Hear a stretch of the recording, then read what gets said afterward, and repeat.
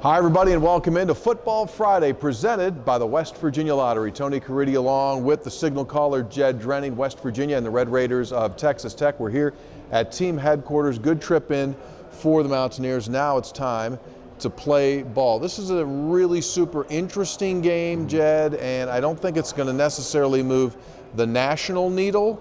However, I think both internally in these programs, this is extremely important. I would agree with that. You start with the fact that it's a big test for us in the sense that we're still after our first road win.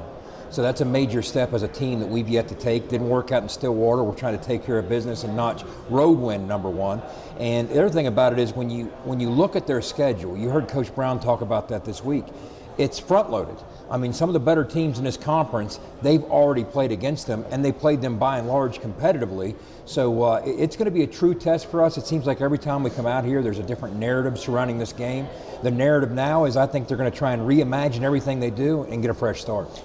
Change at quarterback, as you probably know, for Texas Tech. Henry Cullenby comes in. Neil Brown this week said, we're going to handle this like it's the first game of the season. In other words, we don't know what they're going to do because they've had 2 weeks to get ready, so it's going to be simple, basic execution.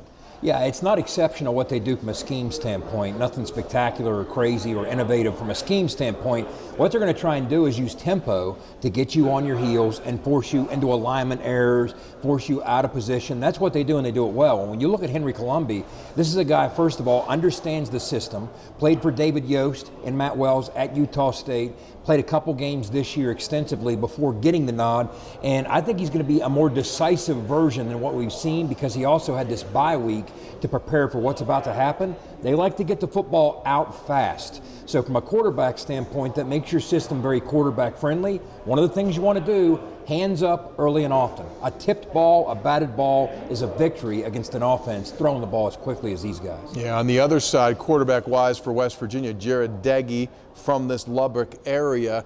Important game for him for a bunch of different reasons, and you would think that he will come back here and be at a very high level of efficiency. Yeah, I expect big things from Jared, and it's tempting to enter this game when you saw how the matchup went last year. We threw for almost 500 yards. There's some opportunities that are going to be there in the pass game because they will dial up some aggressive looks. We have to establish the run game, and once we do that, I think Jarrett's going to be in position to take advantage of some of those opportunities with some shots downfield if we execute. All right, kickoff is set for 5:30. Pregame coverage on the Mountaineers Sports Network begins at 2 o'clock. It was 48 degrees when the Mountaineers arrived here. 70 for the game tomorrow. That'll be much more comfortable. That'll do it. For Jed Drenning, I'm Tony Caridi. Thanks for being with us for Football Friday, sponsored by the West Virginia Lottery.